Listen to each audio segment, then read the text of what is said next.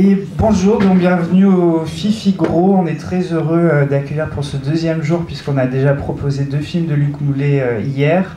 Et là, on vous présente une superbe séance avec quelques-uns de ses courts-métrages, puisque Luc a une filmographie incroyable, notamment dans le court-métrage.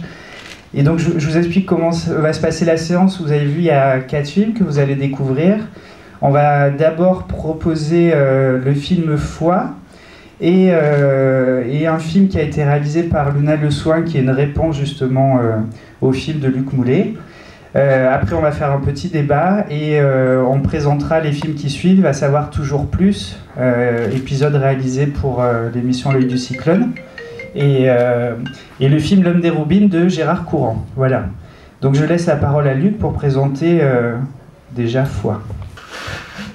Foi, ça résulte d'une visite que j'avais faite.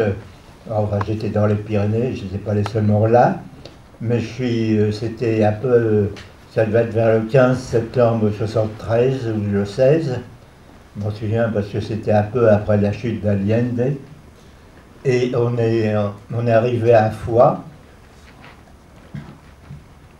et sans nous concerter, l'un et l'autre, on a dit c'est vraiment la ville la plus ringarde de France. Et puis après j'ai fait des recherches pendant une vingtaine d'années. Enfin j'ai pas fait que ça, pour voir la preuve par 9 qu'il n'y avait pas de ville aussi abominable que Foix. Et il n'y en avait pas. Il y a quelques petites cités effectivement qui sont assez dégueulasse dans la région, notamment Montrégeau, mais c'est tout petit. Et en fait, c'est Foix qui a fait vraiment la mise en scène. J'avais qu'à filmer. Et ça m'était aussi inspiré par Hôtel des Invalides de Franjus, où le commentaire contredit absolument l'image, et par Las Urdes de Buñuel, où il y a en fait un c'est pas seulement un contrepoint, puisque il y a l'image très tragique, et puis il y a le commentaire qui est très neutre, et la musique de Brahms. Le tout étant très opposés l'un à l'autre. Donc c'est des films de contradiction, et ça m'a beaucoup plu. Et puis après, vous allez voir que comme le film a terrifié les Fuxéens quand ils l'ont vu, en particulier le maire, un film qui a été fait contre le mien récemment, et je trouvais que c'était amusant de confronter les deux. Bon, c'est une bonne projection.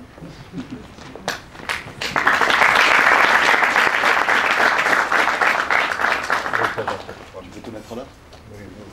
Je masque pas.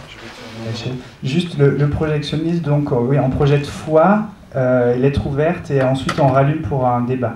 Merci. Il faut que je me déplace parce que je vais pas. Alors si vous avez des réactions dans la salle, bien sûr, vous pouvez poser des questions à Luc. Il y a toujours ce décalage entre le son et l'image, toujours cette ironie dans tes films, et particulièrement ici, avec plein d'inserts rigolos sur le panneau surdité quand il y a des embouteillages. C'est toujours ce décalage voilà, entre le son et l'image dans tes films. Oui, pas toujours, mais dans ceux-là, c'est parce que j'avais eu des ennuis avec le film que j'avais fait sur Beaubourg, où je disais du mal dans le commentaire de Pompidou. Et on m'avait dit que j'avais le champ libre, mais en fait, j'avais pas le champ libre, mais j'ai été con de le dire par le commentaire, alors que j'aurais pu le dire par l'image avec un peu plus de travail. Donc, Foi est une réponse aux erreurs que j'ai faites sur la valse des médias. Les censures s'attachent à ce qui est dit ou écrit, mais beaucoup moins à l'image et à son sens. Donc, effectivement, fois j'y suis retourné, j'ai fait un post-scriptum moi-même, j'y suis allé en 2011, ça avait un petit peu changé, peut-être, je ne sais pas, suite à mon film, je ne vais pas trop me vanter, mais enfin, c'était toujours assez décalé.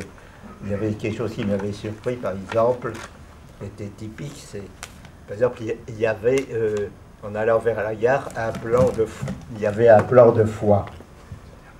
Oui, il y avait un plan de foie. Alors, donc, il y avait comme ça, toutes les rues de Foix, et puis il y avait autour un petit truc, et il y avait marqué « Vous êtes là ». C'est-à-dire qu'il y avait toujours la même absurdité fondamentale. Mais Foix a beaucoup souffert de son architecte Borde, parce que ce centre culturel était vraiment nul. Il a fait aussi une ville odieuse qui s'appelle Rosas en Espagne. Borde, pour moi, c'est le diable. Et à tous les niveaux, parce que on a aussi Raymond Borde à Toulouse. C'est celui que mon ami Pierre Cast, le cinéaste, appelait Bordecassa. C'était un diable, Borde? Oui, oui. Pourquoi? J'avais par exemple ce qu'il a écrit. Je ne sais pas si vous connaissez le film Les 400 coups. Je cite Borde. Les 400 coups, c'est d'abord, j'aimerais de le dire, une attaque contre l'école laïque. On nous présente quelques enseignements qui sont tous idiots ou sadiques. 10 mois plus tard, la laïcité était assassinée parce qu'il y a eu des aides aux écoles libres. Et ce qui montre que ce film institué avait éclairé le vent. C'est ensuite une attaque contre les foyers sans âme et les familles sans Dieu. Pour qui a vu les 400 coups, je ne sais pas si vous le connaissez, ben, il est carrément à l'ouest, Borde. Et tout était comme ça avec lui. Je me souviens que j'avais mon film Brigitte et Brigitte, qui avait le même distributeur que Les Sans Espoir de Yan Cho. On faisait les mêmes recettes à Paris, mais Borde a été horrifié par mon film, parce qu'on appartenait à des revues différentes, qu'il estimait positif, a dit, parce qu'il était le mentor de Scipion, qui dirigeait le cinéma comme il aurait vendu des parapluies ou des cacahuètes, et qui faisait rien. Donc c'était Borde qui avait derrière, ce qui fait que pendant 25 ans, j'étais interdit par la censure bordienne de Toulouse. Bon, il y a beaucoup d'autres choses, à dire sur Borde, mais pour moi, Borde, que ce soit l'architecte ou le critique, c'est le mal. Berlin avait Adolf Hitler, Salo avait Benito Mussolini, Vichy avait Philippe Pétain et Toulouse avait Raymond Borde. Applaudissez quand même. Oh. Ah, ils n'ont pas l'humour ici, hein. Si, C'est la chaleur.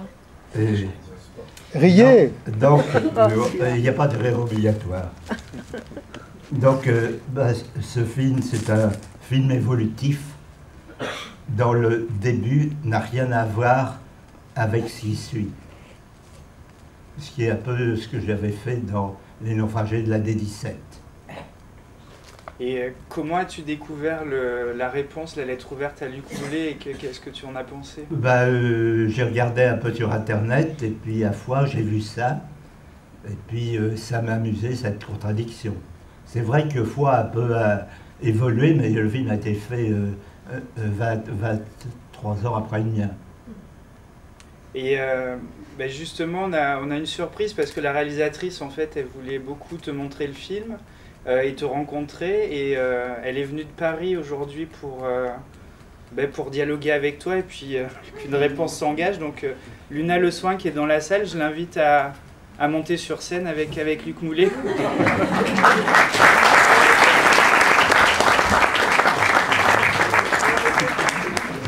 Tous à égalité. Donc, c'était bien d'avoir cette confrontation dans l'image que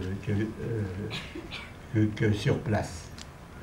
Qu'est-ce qui t'a donné envie de faire cette réponse à Luc?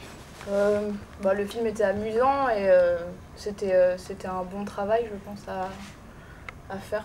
C'est mon premier court-métrage, alors j'ai pris beaucoup de plaisir à le faire et à répondre à quelque chose qui existait déjà. Et voilà. En utilisant en plus toujours le même ton, la même...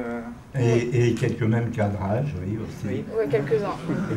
J'avais fait une erreur dans ce film, d'ailleurs, c'est que on a cru que j'étais allé rechercher la petite bête, hein. Mais en fait, l'essentiel du film se construit autour des Champs-Élysées Fuxéens, qui est la rue d'El-Cassé, c'est ça? C'est les allées de Villotte. Ah, ils ont changé le terme, où effectivement on trouvait un tas de bijoux, comme ce que vous avez vu dans le film. Et il n'y avait pas besoin d'aller beaucoup plus loin, et j'ai pas eu besoin vraiment d'aller ailleurs. Tu veux lui poser une question peut-être? Je suis un peu... Non, mais il n'y a pas à être intimidé. J'ai invité le film, j'ai suggéré que tu viennes.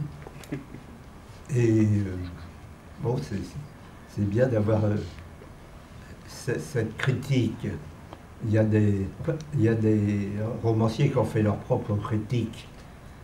Molière, par exemple, il y a la critique de l'école des femmes. Mais enfin, c'est lui qui l'avait faite. Il y avait aussi une sorte de critique des précieuses ridicules. Mais c'est bien d'avoir une contradiction externe. Oui, puis ça nous remet en place aussi, nous les Fuxéens, d'avoir cette vision d'il y a 20 ans. Jamais tu aurais pu imaginer qu'il y avait des cinéastes à Foix. Si, mais maintenant il y a de plus en plus de cinéastes dans la région, et Toulouse, dont j'avais gardé un très mauvais souvenir, parce que j'étais venu la première fois en avril 1942, c'était vraiment dégueulasse, Toulouse, avec des chiottes à la turque qui étaient vraiment immondes. Et puis, il y a eu la période de Borde dont j'étais exclu. Et puis, maintenant, Toulouse, c'est devenu un peu le véritable centre national du cinéma. Parce qu'il y a beaucoup de cinéastes intéressants à Toulouse et dans les environs, notamment la meilleure réalisatrice française, qui est Anne Villasec. Ah bon, c'est plus la même alors? Ça a évolué. Ah d'accord. C'est important. Oui, tu penses à Catherine Breillat? Exactement. Oui, mais Catherine est un peu diminuée à la suite elle est hémiplégique, et ça a un peu rompu la force de sa carrière. Elle est frappée de film. Et puis il y avait aussi Raymond de Carrasco. Ah oui. Ah, mais bien sûr. Raymond de Carrasco. Ah oui. Un Mangiscard. Oui. Et puis à côté, il y avait Marie-Claude Treilloux. Ah, bien sûr. Pas loin. Et puis tout autour, je parle des femmes, mais il y avait aussi la triplette Guiraudy, Nolot d'Échinay, qui était plus vers Agen ou le Lot. Donc, deux mondes opposés, les femmes contre les gays, enfin pas contre les gays, mais enfin de l'autre côté. Et puis aussi, il y a les Larieux. Donc, je pense que maintenant, c'est la région française qui est la plus forte au niveau de présence du cinéma. Et à présent, il faut raconter donc sur Luna Le Soin. Tu as d'autres projets? C'était ton premier projet? Ouais, c'était mon premier projet. Et, j'avais un peu mis tout ça de côté. Je suis montée à Paris, j'ai quitté l'Ariège et puis là, bah, ça revient comme une petite surprise, donc c'est toujours là. Genre, je pense pas que c'est mon seul projet. Et j'en parlais, je crois qu'il y a la productrice dans la salle, puis ça a été produit par une télé participative. Si tu veux venir. Tu me disais que quand les Fuxéens étaient un peu déprimés, ils se repassaient pour certains le film de Luc Moulet, et puis pour plusieurs mois après, ils se sentaient beaucoup mieux. Bah oui, c'est un petit peu une sorte de... On se le passait à un moment donné où il n'était pas sur Internet, on se le passait en DVD. Et c'est vrai que c'était une sorte de bouffée d'air pour se moquer de notre propre ville, même si peut-être ceux qui s'en moquaient avec le plus de plaisir, c'était pas forcément ceux qui étaient nés dans cette ville, parce qu'effectivement, il y a quand même beaucoup de gens que Luc a rendu très très malheureux. Je ne vous parle même pas du maire qui maintenant est décédé, dont il avait affiché le portrait, et qui en a gardé très très longtemps une angoisse terrible face à tout cinéaste ou journaliste, enfin toute caméra. On ne pouvait pas s'approcher de lui, donc voilà. Mais après, oui, après voilà. Enfin, Luna l'a bien montré, c'est-à-dire qu'à la fois la ville a changé, peut-être encore plus depuis 2, 3, 4 ans là, mais il reste toujours des stigmates terribles. Et donc voilà, il y avait beaucoup de plaisir à jouer avec ça. Et puis, enfin, je ne sais pas si on peut le percevoir quand on voit le film depuis Paris, parce que c'était un peu aussi une critique, Luc. On disait que votre film, il pouvait être vu comme un regard parisianiste sur la ville. Mais par contre, dans le film de Luna, il y a beaucoup de piques aussi sur les élus locaux et sur leur politique locale, quoi. Oui, on ne peut pas dire ça exactement parce que j'ai aussi fait un film contre Paris. Oui. Moi, je suis le spécialiste des films contre les villes. J'ai fait un film contre Les Havres, produit par Le Havre. J'ai fait un film en Iowa contre la ville de Des Moines, qui correspond assez à Foix, parce que c'est beaucoup plus grand, mais qui était pour moi l'entrée dans l'enfer. Et tu as fait un film pour, je me souviens, Infi. Mais non, mais Infi ne se dirige pas à Infi. C'était pour tromper le spectateur. C'était sur Paris, et puis il y avait, en fait, on choisissait Aumelas, qui est une petite cité. C'est quoi le film contre Paris?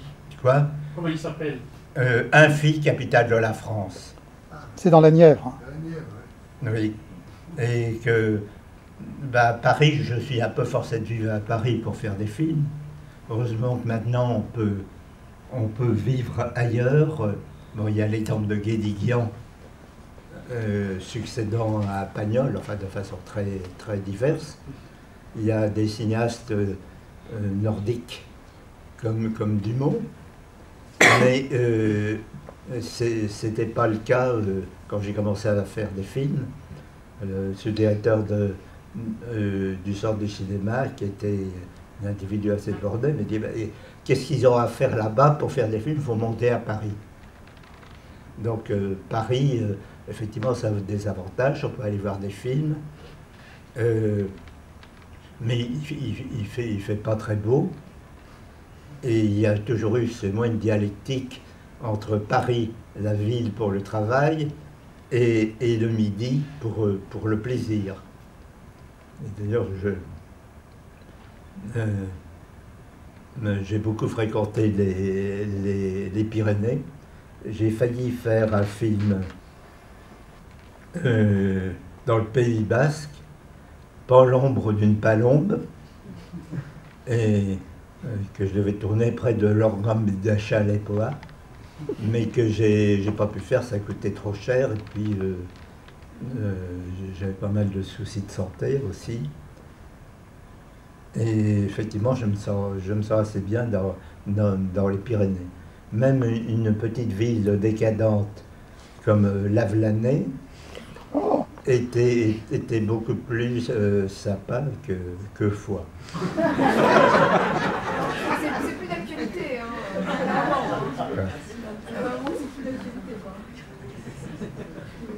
On connaît les problèmes de Lavelanet, qui était une ville très importante sur le plan industriel et qui a périclité. Bon, ben, je parle trop. Oui, alors si vous avez des réactions dans la salle. Sinon, oui, monsieur. Il faut savoir aujourd'hui que le centre universitaire qui est à Foix, il y a des formations sur l'aménagement du territoire, etc. et que votre film est projeté aux étudiants de Foix. C'est-à-dire que vous avez inspiré quand même les élus locaux et les futurs élus locaux à changer les choses. Vous avez enseigné dans les universités de Foix. J'en suis content. Ce voyage dans ce petit enfer qui était Foix m'a valu de faire un plan que j'aime beaucoup. C'est celui où on part de la prison, on passe par le centre culturel et on arrive au cimetière. Le tout vu d'avion, parce qu'à terre on voit pas ça. Vous les avez tournés comment, ces plans en hélicoptère ou... On avait un petit avion qu'on avait loué à l'aéroport. Et on a tourné 6 ou 7 fois au-dessus de Foix, alors qu'on n'avait pas le droit de s'approcher si bas. On n'avait pas le droit de voler à moins de 200 mètres. Et à l'arrivée, à l'aéroport, il y a la police qui est arrivée. Mais enfin, elle était là aussi parce qu'il y avait Le Pen à l'aéroport. Mais ça il y a passé, il n'y a pas de problème. Mais souvent, pour pouvoir tourner des films agressants, il faut enfreindre les lois. Physiquement ou moralement. D'accord. Le mystère Le film, il avait été projeté ou vous l'aviez montré? Parce qu'on a plein de rumeurs contradictoires sur comment le film il a été découvert par les élus de Foix à l'époque. Le film, c'est parce qu'il avait été acheté au départ par Canal+, qui avait parmi ses membres directeurs un Fuxéen, d'ailleurs. On avait cru d'ailleurs, les gens ont cru que c'était un film à la gloire de Foix. Et donc il est passé sur Canal après avoir eu une belle carrière. Enfin, il avait bénéficié de beaucoup de subventions. Je ne sais pas combien il coûtait, des films que je ne produis pas, je ne veux même pas savoir combien ils coûtent. Mais je crois qu'il a eu 100 000 francs au début de contribution financière au court-métrage avant d'être réalisé, sur production du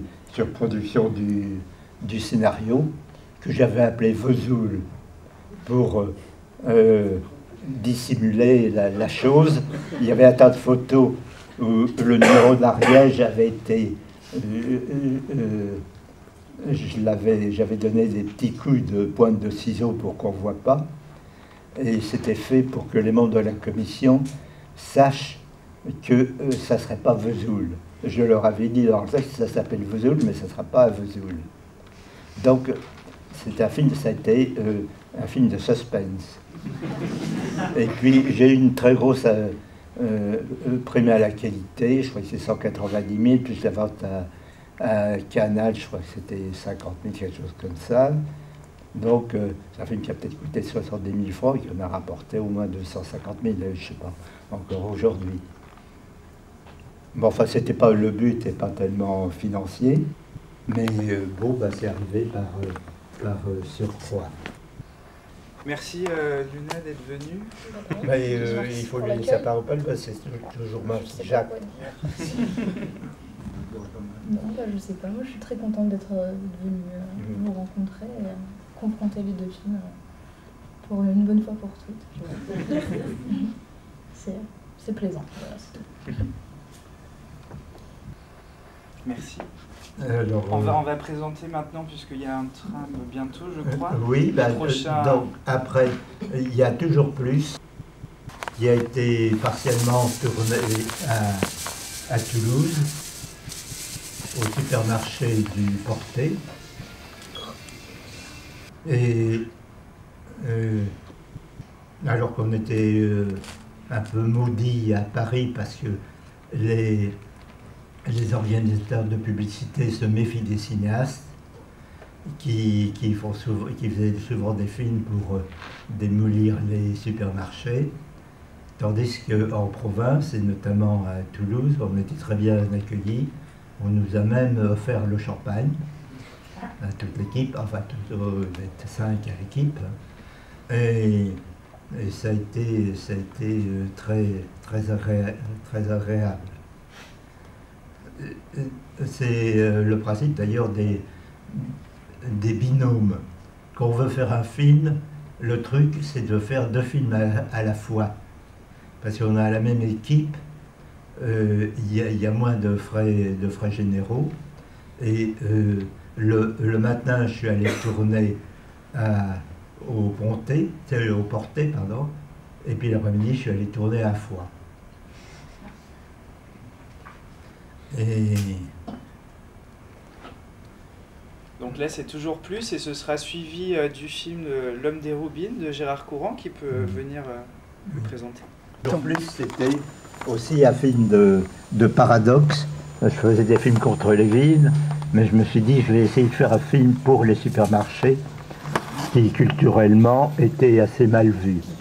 Donc j'ai fait le film sur la théorie, les supermarchés, c'est les cathédrales du XXe siècle, du XXIe. Enfin, c'est un peu démenti par ce qu'on voit, mais c'était le principe. On entrait dans les supermarchés sur des accords de bac. Et donc c'était un tour d'horizon comme ça des divers supermarchés avec leurs options religieuses, puisqu'il y avait 2 firmes dans l'une s'appuyait sur une certaine forme de protestantisme et l'autre qui était beaucoup plus traditionnelle. Et puis donc je laisse la parole à Gérard pour L'Homme des Roubines, c'est-à-dire moi. Je vais m'asseoir à côté de toi. Oui. Non, mais bougez pas. Non, restez là. Non. Je vais m'asseoir là. Non, bon. Dommage. Oui, L'Homme des Roubines, voilà, il est là, hein, donc vous allez le voir. Donc c'est un film qui date déjà, il a été tourné en 2000. Et donc... Un cinéaste que j'aime beaucoup. Cécile, très grand metteur en scène américain, sur lequel Luc Moulet a écrit un livre qui a été édité il n'y a pas très longtemps, il y a 4-5 ans peut-être, chez Capricci. Si, il faut en profiter pour faire de la pub. Donc, alors voilà, donc L'Homme des Roubines, si vous voulez, l'objectif, c'était de jeter Luc Moulet dans ces montagnes des Alpes du Sud et de le lâcher dans ses lieux préférés, dans ces lieux qu'il connaît depuis toujours et dans lesquels il a tourné une grande partie de ses films, à part quelques films qu'il a tournés dans les Pyrénées ou aux États-Unis, mais la plus grande partie de ses films, c'est dans les Alpes du Sud. Et même si, par exemple, il y a certains films de Luc Moulet qui sont tournés ailleurs que dans les Alpes du Sud, par exemple, il y a un film qui était tourné dans le Nord, qui était La Cabale des oursins. La Cabale des oursins, sur les terris, dans le Nord. Il y a quand même un plan qu'il est allé tourner dans les Alpes du Sud. Donc les Alpes du Sud, c'est vraiment son territoire. C'est un peu l'équivalent de l'île de Faro pour Bergman. C'est l'équivalent de Rimini pour Fellini. Foreux. C'est l'équivalent de Rimini pour Fellini, c'est l'équivalent de Roll pour Godard. Bon, voilà. Donc ça m'amusait de le jeter dans cet environnement-là. Et à partir du moment où il était dans ces lieux-là, c'était intéressant de le faire rebondir par rapport au film qu'il avait tourné des fois 10 ans, 20 ans, 30 ans avant, dans des... 40 ans même pour Terre Noire. 40 ans pour Terre Noire. Et donc c'était intéressant, il y avait une sorte d'électrochoc. Et ça a provoqué des réactions de Luc Moulet. Et donc j'étais là pour filmer ces réactions. Et j'ai pris beaucoup de plaisir à faire ce film. C'est souvent quand on fait des films, souvent il y a des moments difficiles, notamment au niveau de la production, mais aussi pendant le tournage. Des fois ça peut être très compliqué, mais là avec Luc Moulet c'était très facile, ça baignait. Et c'était formidable parce qu'il nous a, enfin quand je dis nous, on n'était que 2 dans l'équipe technique, avec Jean-Daniel Bécache, il nous a amenés dans des endroits absolument invraisemblables. À l'époque, je croyais connaître cette partie des Alpes du Sud, et je me suis aperçu, grâce ou à cause de Luc Moulet, que je ne connaissais pas cette région. En fait, je connaissais quelques petites parcelles de ces territoires, mais Luc nous a amenés dans des lieux absolument, je dirais, hors du temps, et qui sont en plein dans le cinéma de Luc Moulet. Voilà. Tu as dû avoir beaucoup de courage, parce que j'avais remarqué au cours du tournage que tu étais roubinophobe. Ça te faisait peur d'aller dans les roubines pour tourner, tu les filmais toujours un peu d'extérieur. Ah bon, je ne me suis pas rendu compte. Ah ben, c'est un cas de roubinophobie, évident. Parce que j'avais déjà filmé les roubines bien avant de filmer Luc Moulet. Je crois la première fois que j'ai filmé des roubines, c'était en 1979, en faisant le cinématon de Pierre Attray, qui est un homme de théâtre qui est originaire de Grenoble, et je l'avais filmé devant un paysage de roubines. J'espère que vous savez ce que c'est les roubines. Enfin, ce sont l'équivalent des Badlands américains ou des terres noires qu'on trouve par exemple dans les films de Sergio Leone. Alors, on en trouve aussi dans des films de Nicolas Ray. Voilà, on en trouve aussi. Bon, on en trouve en Toscane, donc dans le sud de l'Espagne, où ont été tournés un certain nombre de westerns. Et puis chez Malaparte, dans Christo Prohibito. Et j'ai aussi, j'en ai vu dans un film de Marie-Christine Kesterber, qui a été tourné, je crois, au début des années 70. Oui, parce qu'elle avait tourné dans un des films où il y a le plus de roubines, qui était Billy the Kid. Une aventure de Billy the Kid, oui. Ça l'a impressionné, et elle a fait un film situé entièrement dans la roubine où on avait tourné pendant 4 jours. Et d'ailleurs, ce lieu, on le retrouve dans L'Homme des Roubines. Alors, L'Homme des Roubines, c'est aussi un film historique, parce que depuis, en 18 ans, si vous voulez, les roubines ont reculé. C'est-à-dire qu'on a eu une tendance, dans les Alpes du Sud, à reboiser beaucoup, donc ce qui est très bien, mais quelquefois, c'est au détriment des roubines, et il y a de moins en moins de roubines. Enfin, je parle sous le contrôle de Luc, et donc elles reculent régulièrement, et peut-être qu'un jour, les roubines n'existeront plus. Et ce film-là, au moins, et les films de Luc Moulet, seront un témoignage de cette caractéristique base alpine, on peut dire ça comme ça.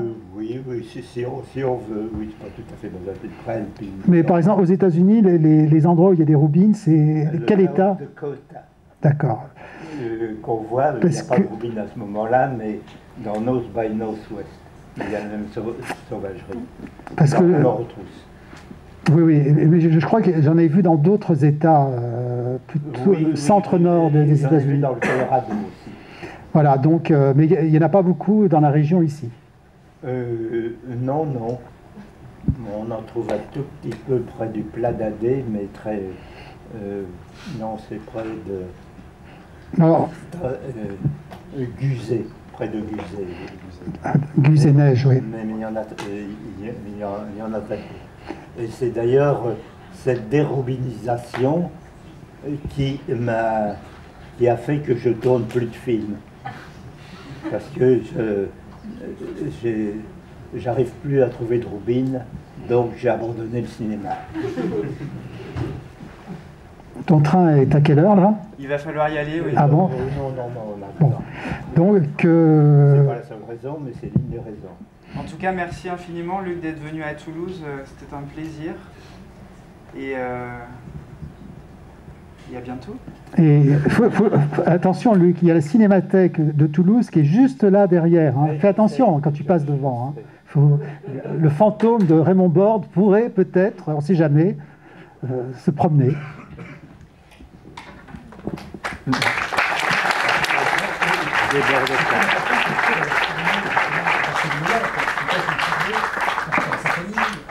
De bord, oui, Borde, non.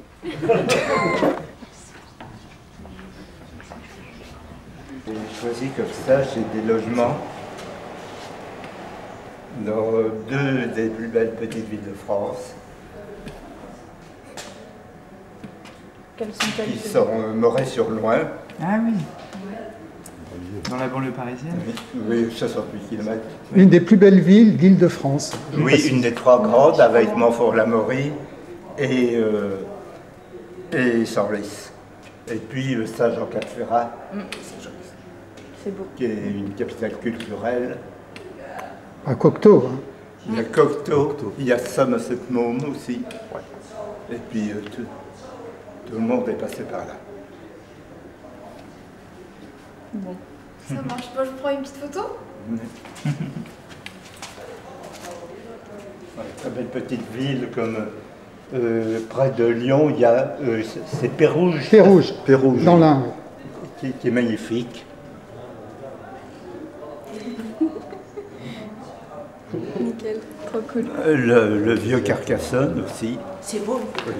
Et puis ici, on a aussi de très belles villes. Il y a Cordes. Ah oui. Oui. Ah ben il y a Vézelay alors à ce compte-là. Vézelay, oui, oui. C'est là d'ailleurs que j'ai eu ma première montée à vélo. Ah bon? J'avais 7 ou 8 ans. Vous faites du vélo ensemble tous les deux. Vous avez fait du vélo ensemble, Gérard? Non, mais moi je n'arrive pas à le suivre, il est trop fort pour moi. Attends, non, mais attends, je ne me permettrai pas. J'ai pris ma retraite du vélo depuis que j'ai fait le Cardougne-là. Ah oui, le 5000 mètres d'altitude, c'est ça? 5300. 5300 mètres, oui. Oui, mais tu oublies de dire que tu as fait une chute dans la descente quand même. Hein. Oui, j'ai fait 2 chutes parce qu'il y a la tentation d'aller vite dans les descentes. C'est toujours dangereux les descentes. Et j'ai maintenant je souffre de cataphobie. Cataphobie. Oui, il y a catastrophe. Ana vers le haut, Ouais. comme l'anabase, et cata vers le bas. J'ai peur des descentes. D'accord. Et puis la descente, ça veut aussi dire qu'on va vers la mort. Donc les descentes me font un peu peur. Alors faut marcher à plat ou faut monter? Oui, mais souvent quand on monte, on est obligé de descendre. Eh oui, obligé. Hélas. Luc, le t-shirt, c'est un cadeau, c'est vous. Oui, on m'a fait ce cadeau, j'ai pensé qu'il était en harmonie avec Roland. Je pense, Oui. tout à fait. Il est très bien. Ah, il est parfait. Il ne faut pas que je mette ça dessus parce que... Vous rentrez à Paris là? Bah oui, j'ai un train dans 3 quarts d'heure. Bon voyage. À bientôt, Luc. À bientôt. Je vais me rendre. Vous avez votre chauffeur. Si vous avez quelques minutes, on peut discuter un petit peu sur ce film un peu particulier ou très particulier, je ne sais pas, mais tourné avec Luc Moulet, c'est toujours très plaisant, c'est-à-dire que la surprise arrive à tout moment. Quand j'avais proposé à Luc de faire ce film, de tourner dans les lieux de ces films dans les Alpes du Sud, je connaissais un peu les Alpes du Sud, mais je connaissais beaucoup moins bien que lui, et donc c'était à lui que j'avais demandé de choisir les lieux. En général, c'est plutôt le metteur en scène qui choisit, mais là, dans ce dispositif, donc c'était très important que ce soit Luc Moulet qui me dise, voilà, on va tourner là, là, là, là. Et donc, il m'avait dressé une liste, et sur la liste, il y a à peu près 25 lieux, il y en a 2 ou 3 qu'on n'a pas gardés, mais il y avait 25 lieux, il y en avait peut-être que 2 ou 3 que je connaissais. Déjà, ça m'avait impressionné. Avant le tournage, à chaque fois, j'ai demandé, ben alors, ce lieu où on va, que je ne connais pas, comment on y arrive, est-ce que c'est facile d'accès, Alors, il avait toujours la même réponse, c'était facile, c'était toujours facile. Et quelquefois, c'était des expéditions assez incroyables. Il y a des parties qu'on faisait en voiture, puis après à pied. Et il y avait des lieux. Je me demande comment on a pu y arriver, parce que c'était vraiment de la montagne avec le matériel, c'était pas évident. Et on ne pouvait jamais savoir, en fait, ce qui nous attendait. Et on avait trouvé un truc avec mon ingénieur du son. En fait, on n'était que deux avec Luc Moulet. Je faisais la caméra. Et en fait, on avait compris une chose, c'était le matin au petit déjeuner avec Luc Moulet, on regardait les chaussures qu'il avait. Et selon les chaussures qu'il avait, on pouvait se douter que ça allait être des parcours très difficiles ou moins difficiles. Et c'est comme ça qu'on arrivait à se repérer. Mais autrement, à chaque fois, il disait « Ah non, non, c'est facile, c'était toujours facile. » Et vous savez, Luc Moulet est quelqu'un qui fait beaucoup de vélo. Et en vélo, il a monté des cols dans les Andes, dans l'Himalaya. Son col le plus élevé, je crois que c'est 5300 mètres d'altitude, donc plus haut que le Mont Blanc. Chaque fois, vous lui posez la question, Luc, ce col, ça va être terrible, 40 km de long, pas goudronné, c'est la pierraille. Et à chaque fois, il dit non, c'est facile. Avec Moulet, c'est toujours facile. Pour moi et pour l'ingénieur du son, ça a été un vrai plaisir. C'était comme un enchantement. C'était dans une production qui avait un cahier des charges. On avait droit à 10 jours de tournage. On avait fait ce film en 10 jours. Et bon, il y a quelques lieux qu'on n'a pas gardés parce que par contrat, on devait faire un film de 55 minutes. On ne pouvait pas faire plus. Le film fait au moins 55 minutes, mais on aurait pu faire plus. Mais enfin, il y avait une coproduction avec une chaîne de télévision. Il fallait que ça soit 55 minutes. Je vous laisse parler. Voilà. Ça m'intéresse d'avoir vos observations. Comment est venue l'idée de demander à Jean Abéillé de lire, de dire les auteurs et les lieux? Oui, parce c'est venu que, comment ça? Alors, Jean Abéillé est un immense acteur de cinéma qui n'est pas très connu. À part les films de Jean-Pierre Mocky et les films de Luc Moulet, c'est quelqu'un qu'on ne connaît pas très bien, et qui pour moi est vraiment génial. Et donc, il est très lié aussi à Luc Moulet. Il a fait, je ne sais plus combien de films avec Moulet, mais il en a fait pas mal. Et donc, je le connaissais un petit peu, Jean Abéillé. Avant le tournage, je ne pensais pas inclure Jean Abéillé. Et c'est pendant le montage que je me suis aperçu que ça serait vraiment très très bien de le faire intervenir, un peu ce qu'il faisait sur Arte. Alors à l'époque, c'était pas Arte. Il faisait ça, à l'époque, c'était la 7. Avant que Arte existe. Arte, c'est en 91 ou 92. Mais avant Arte, c'était la 7. Et donc, Jean Abéillé présentait les programmes. Il était speaker sur la 7. Et il était toujours éclairé. Donc une partie complètement dans l'ombre, une partie complètement dans la lumière, et c'était pataphysique. Les présentations de Jean Abéillé, c'était extraordinaire. C'est vraiment dommage que, quand la 7 s'est transformée en Arte, c'est dommage que Jean Abéillé n'a pas pu continuer, parce que c'était vraiment délirant. C'est au moment du montage que ça s'est fait, et c'est allé très vite, je l'ai appelé, il est venu 2 jours après, je l'ai filmé dans une cave, on avait un éclairage, une cave, et c'était parfait. Et Jean Abéillé est quelqu'un qui aussi a fait 2 ou 3 films comme réalisateur, et quelques courts-métrages. Allez-y, oui. Du coup, comment est venue l'envie et l'idée de faire ce film sur Luc Moulet? Pourquoi lui? Déjà, j'ai fait plein de films avec Moulet, je crois que j'en ai fait 23. Donc le premier, je pense, c'est en 79. Donc souvent, quand j'avais des films dans lesquels il pouvait s'intégrer, je pensais toujours à lui. Et puis, à force de faire jouer dans mes films, dans des séquences, c'est-à-dire qu'il n'avait pas le rôle principal, un jour, j'ai voulu faire un film que sur lui. Tout ça, c'était le fruit d'une longue maturation, parce que la première fois que j'ai rencontré Moulet, je crois que c'était en 1976, il présentait Anatomie d'un rapport dans un congrès de la Fédération française des ciné-clubs à Avignon. Il y avait eu le film, il avait parlé pendant 1 heure, c'était extraordinaire. Et tous les spectateurs qui étaient là, qui étaient quand même des personnes très cinéphiles, hein, c'était que des dirigeants de ciné-clubs, tout le monde se posait des questions, mais est-ce que c'est sérieux ou pas? C'est-à-dire que c'est du lard ou du cochon? C'est-à-dire que du début à la fin, les gens à la fin, ils sortaient, ils ne savaient pas si c'était sérieux ou pas. C'est-à-dire que c'est un équilibriste, Moulet, il arrive, c'est-à-dire à berner tout son monde. Et donc, voilà Moulet, donc je le connais depuis toujours. Et quand j'avais créé une maison de production, je crois en 80-81, c'est lui qui m'avait fait ma maison de production, parce que en dehors d'être cinéaste, Moulet était un inventeur. Il avait, au début des années 70, juste après les 68, il a inventé un système de production de films, c'est-à-dire avant, pour produire un film, il fallait créer une société, pour toucher de l'argent du Centre national du cinéma notamment, il fallait avoir une maison de production, c'était un type société. Et lui, il avait trouvé une faille dans le système, avec, on pouvait créer une société de production avec un GIE, groupement d'intérêt économique. Et la grande différence entre le GIE et une société normale, c'est que la société normale, il fallait mettre une mise de fonds, c'est une somme colossale. Les gens qui n'avaient pas les épaules assez solides, vraiment, ils ne se lançaient pas. Et avec le GIE, ça ne coûtait rien. C'est-à-dire, sauf qu'il y avait un désavantage, c'est on était responsable des dettes. Alors Moulet, il a créé plein de GIE, il en a créé, je ne sais pas combien, mais il avait la liste. Par exemple, Philippe Garrel, et peut-être une soixantaine ou 70. Donc il y a 60 ou 70 cinéastes qui ont créé leur maison de production, enfin dans les années 70, avec ce système-là de production. Et c'était révolutionnaire parce qu'avant, pour faire un film, il fallait avoir une maison de production, il fallait mettre énormément d'argent, c'est-à-dire qu'il fallait déposer de l'argent en banque, enfin, c'était quelque chose de vraiment, c'était très dissuasif.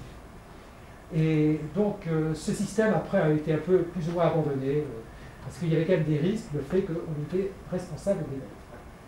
Mais donc c'est Moulet qui avait trouvé cette faille-là. Il parle de sa maison de production dans le film, qu'il avait la maison de production la plus haute de France en altitude. Tout ça est vrai. C'est vrai que l'histoire par exemple de la banque, qui a fait une erreur, qui l'a confondu avec un marchand d'armes qui s'appelait Moulet, tout ça est vrai. Et quand on voit le film, beaucoup de gens croient que c'est une plaisanterie. Mais c'est vrai. Et d'ailleurs, avec cet argent-là, il a produit Anatomie d'un rapport. À l'époque, en francs, il y avait eu une erreur de 60 000 francs, donc il a récupéré sur son compte, il a clôturé son compte, il est parti avec l'argent.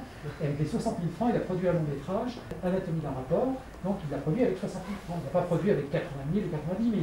Il a dit j'ai 60 000, je le fais avec 60 000 francs.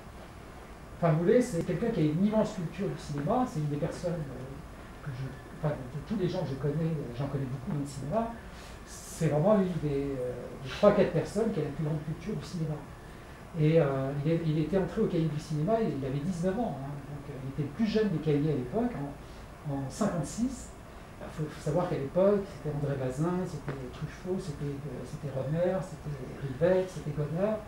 Lui, il était le petit jeune, il était le chouchou de tout le monde.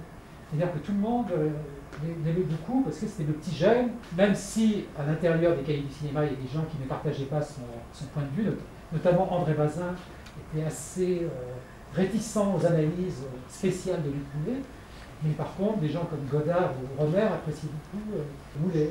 Enfin, ils ont continué, après que Moulet s'est mis à faire des films, ils ont toujours apprécié Moulet. Et d'ailleurs, Rohmer il est acteur dans Brigitte et Brigitte.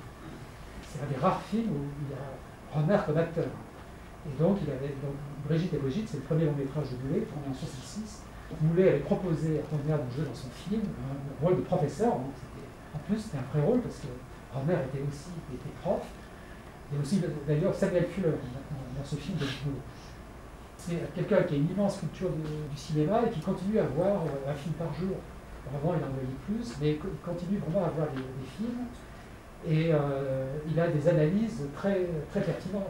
Il découvre des choses. Souvent, il découvre des choses chez des cinéastes que jamais aucun autre critique n'avait découvert, n'avait remarqué.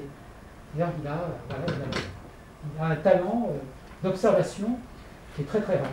Pour la petite histoire, il y a un bouquin d'ailleurs qui est sorti une compilation d'un certain nombre de ces critiques des cahiers du cinéma qui s'appelle Notre Alpin quotidien. Donc c'est une compilation, c'est pas tous les textes de Moulet, mais il y en a pas mal. Un des cinéastes, je crois le premier à avoir défendu Samuel Fuller en France. Aujourd'hui, Samuel Fuller, c'est devenu un classique, mais à l'époque, même dans les cahiers du cinéma, on s'intéressait plus à Howard Hawks, à Hitchcock, à Preminger, mais des cinéastes qui étaient plus de série B intéressaient peut-être moins le monde, s'intéressaient Godard, tu sais, mais vraiment c'est Moulet qui s'est vraiment intéressé à Fuller et qui l'a vraiment fait découvrir en France. Et puis, bon, ça a suivi après les films de Fuller sont sortis en France.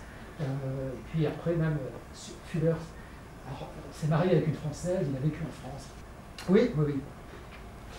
Est-ce que vous parlez là de Moulet justement équilibriste, et ça, je trouve que ça fait penser à ça vraiment. Est-ce que dans la vraie vie, il est comme ça aussi? Parce que quand on l'entend, je trouve, quand on l'entend dans des émissions ou là, comme tout à l'heure, c'est ça que je trouve qui est passionnant, mais aussi intriguant. Enfin, moi, je me demande s'il est comme ça tout le temps, ou s'il arrive à composer son personnage en fonction des situations, parce que ça doit être fatigant d'être comme ça tout le temps. C'est quelqu'un qui est à la fois, il va être complètement renfermé dans son monde, et puis quand il est en présence de personnes avec qui il s'entend bien, avec qui on peut faire des échanges, alors là il est lancé, et ça marche, il n'arrête plus. Mais moi j'ai un ami critique de cinéma qui s'appelle Antonio Rodrigue, qui écrivait en cinématographe, et qui m'a dit une fois, j'ai fait une interview de Moulet, et il n'a rien dit. Il n'y avait que moi qui parlais. Donc avec ce type-là, ça n'a pas marché. Il faut qu'il y ait quelque chose qui se passe avec Moulet, et donc quand ça fonctionne, on arrive à des résultats comme ça, qu'on arrive à le faire parler, quoi. Mais tout ce qu'il dit là dans le film, la plupart des choses, il ne l'avait jamais dit avant. L'histoire par rapport à la folie, ça, il ne m'en avait jamais parlé. Ce qui est très important, c'est le fait d'avoir tourné justement dans ces lieux-là, qui sont complètement chargés par rapport à sa famille. Il n'aurait jamais dit ces choses-là si on avait fait un film à Paris, par exemple. Si on avait tourné à Paris en disant, voilà, on va parler des Alpes du Sud, de tes films, ça n'aurait pas fonctionné. Là, il était vraiment dans son élément, et par exemple, là, la maison, on monte par la fenêtre. Enfin, on entre par la fenêtre, tout ça est vrai. C'était une maison qu'il avait avec son frère, qui s'appelle Patrice Moulet, qui est un musicien. C'était leur père qui avait cette maison avant, ils l'ont hérité. Et là, je sais qu'il ne l'a plus, il a vendu sa part à son frère. Mais c'était vraiment comme ça, c'est-à-dire qu'il fallait passer par la fenêtre, sortir l'échelle, tout ça. C'est vrai, toutes les personnes qui regardent ça disent c'est pas possible. Et non, c'est vrai. Et l'état de la maison, à l'intérieur, c'était vraiment comme ça. On voit les plafonds qui s'effondrent. C'était comme ça. C'était une sorte de mousse pour protéger l'isolation, mais aussi le son. Parce que comme son frère était musicien, donc c'était pour moins faire de bruit. À l'intérieur de la maison, parce que la maison est totalement isolée, il n'y a pas une seule maison à plusieurs kilomètres à la ronde. Moulet est un personnage unique. J'ai eu la chance de travailler avec plein de grands metteurs en scène, parmi les plus grands, mais vraiment Moulet, vraiment, c'est à chaque fois, quoi, on se dit c'est pas possible. Quoi. On est sur la planète Mars, c'est vrai. C'est jubilatoire de tourner avec quelqu'un comme lui, parce que à tout moment, il va y avoir quelque chose de fort qui va sortir. Du coup, c'était très improvisé ou Je ne sais pas ce qu'est l'improvisation. Quand il parle, c'était écrit ce qu'il avait Non, c'est pas écrit. Non, alors, non. L'improvisation, c'est encore autre chose. Mais là, non, rien n'était écrit, simplement par rapport au lieu, je lui demandais, on est dans ce lieu-là, c'est toi qui as choisi ce lieu-là, alors pourquoi? Voilà, c'est par rapport à quoi? Par rapport à ta vie, par rapport à tes films. Mais j'ai même pas besoin de... Là, j'en rajoute, j'avais même pas besoin de dire ça, j'appuyais sur un bouton et puis hop, c'était parti. Et alors, ce qui est bien aussi, il parle lentement. C'est-à-dire que très souvent, on est tous dans le même cas, on parle souvent trop vite. Et les gens aujourd'hui parlent de plus en plus vite. J'en ai parlé à un ami qui m'a raconté une anecdote, qui faisait un stage de formation justement pour pouvoir parler face à un public, se présenter à un public, expliquer ce que vous voulez faire. Et dans ce stage, ils leur ont montré des vidéos des conférences de presse de Charles de Gaulle. Et les conférences de presse de Gaulle, il parle très lentement, c'est-à-dire que vraiment, on peut toutes les trouver pratiquement sur YouTube, je vous signale. Et c'est très étonnant par rapport aux hommes politiques d'aujourd'hui, quels qu'ils soient de droite ou de gauche, peu importe. De Gaulle, mais d'autres hommes politiques qui parlaient aussi lentement. C'est vraiment, il prend son temps, et en même temps, en parlant, on voit qu'il réfléchit à ce qu'il va dire, on voit le fil de la pensée. Alors qu'aujourd'hui, il y a énormément d'hommes politiques qui disent n'importe quoi, parce qu'ils parlent trop vite. C'est-à-dire qu'ils vont plus vite que leur pensée. Pour revenir à Moulet, je trouve que Moulet, il a un tempo parfait. C'est-à-dire qu'il ne se précipite pas, il a ce qu'il a à dire. Si ça doit tenir en 20 secondes, ça tient en 20 secondes. Si ça doit tenir en 1 minute, ça tient en 1 minute. Et c'est un art qui n'est pas facile, hein, parce que on est tous confrontés à ça, on a tous tendance à parler trop vite. Et pour revenir à cet ami qui a fait ce stage, dans le stage, la deuxième partie du travail, c'était de demander aux personnes de lire le texte de Gaulle, de le chronométrer, enfin, d'en lire une partie et de chronométrer pour voir s'il lisait plus vite ou plus lentement ou à la même vitesse que De Gaulle. Et il n'y a pas une seule personne, toutes les personnes lisaient plus vite. Non, mais c'était vraiment intéressant comme expérience. Là, c'est une petite parenthèse par rapport à... Il y a une chose que je n'ai pas dit, mais moi, je suis... Évidemment, si j'ai fait ce film aussi avec lui, parce que je suis un admirateur des films de Moulet, bon, j'ai vu tous ces films X fois, et la première fois que j'avais vu un film de Moulet, je me suis dit, mais c'est pas possible, quoi. C'est incroyable qu'un cinéaste comme ça existe, ça sort tellement de tous les sentiers battus, c'est vraiment le propre d'une œuvre d'art, c'est inclassable. C'est vraiment, bon, bien sûr, on va dire, oui, c'est burlesque, etc., etc., oui, mais ça, quand on a dit ça, on n'a rien dit, hein. Il y a Jean-Marie Straub qui a comparé avec Tati, je suis désolé, Moulet n'a rien à voir avec Tati, je dirais que c'est l'anti-Tati. C'est-à-dire Moulet, lui, c'est vraiment c'est un cinéaste qui travaille vraiment presque à la première prise. Ses tournages sont courts, il ne va pas refaire 50 fois la prise, alors que Tati il était capable d'une prise, il pouvait la faire 100 fois, il passait un temps fou. C'est vraiment très très différent.